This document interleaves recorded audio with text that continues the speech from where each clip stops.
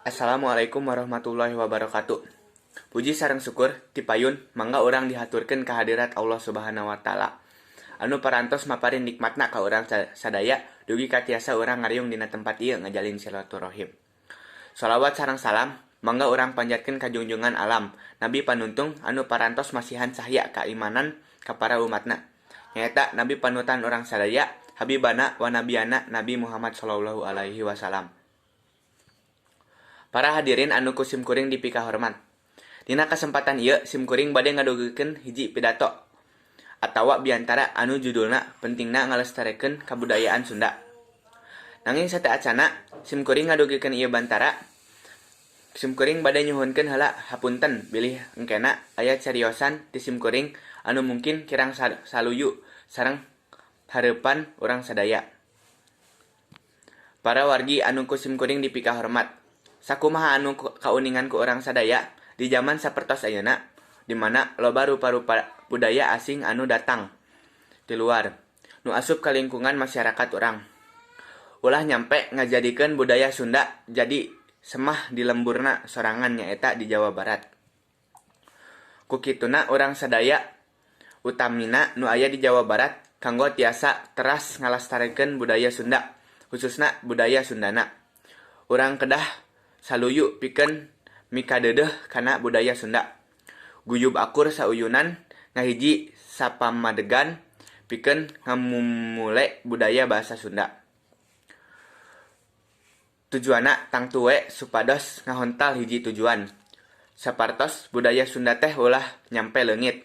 Nah, ku ieu riungna mudah-mudahan tiasa ngingetan urang sadaya pikeun nambah mikaresep kana budaya sorangan nu mana ayeuna mulai dipopoho nyaeta kana bahasa Sundana.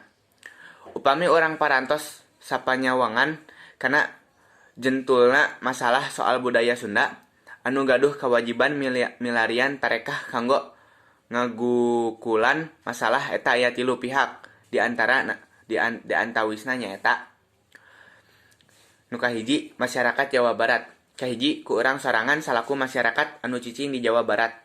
Jadi urang salaku masyarakat teh ulah nepi ka poho kana bahasa Sundana. Nungan saukur ngan biasana nganggul-nganggul kana budaya batur hungkul, ari kana budaya sorangana meni teu diinget-inget saeutik-saeutik acan.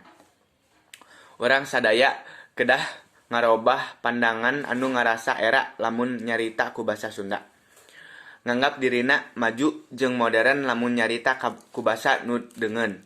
Nepi ka loba kolot anu henteu ngarasa perlu diajarkeun basa jeung budaya Sunda ka turunanana. Kapara anu kadua kapara seniman. Kitu oge keur para seniman anu ngagaduhkeun kagungan kaperigelan dina widang seni Sunda. Kedah gaduh kawajiban kanggo ngawanohkeun budaya Sunda ka para nonoman. Anu katilu pamarentah Jawa Barat. Pamarentah anu ngaduduhan ka kawasan kedah ngarojong kana rupi-rupi kagiatan anu aya patalina sareng budaya Sunda. Boh secara materi oge secara moral. Janten eta pandangan teh kacida pisan salahna tur kudu dilempengkeun ku para seniman, pamarentah tur masyarakat urang Sunda sorangan. Nah, para hadirin anu kusimkuring dipika hormat, mugia bisa basa jeung budaya Sunda ditinggal karuhun urang teh tiasa sirungan di tandang makalangan ngigilan zaman.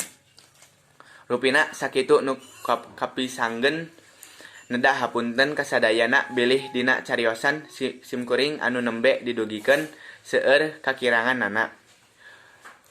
Wassalamualaikum warahmatullahi wabarakatuh.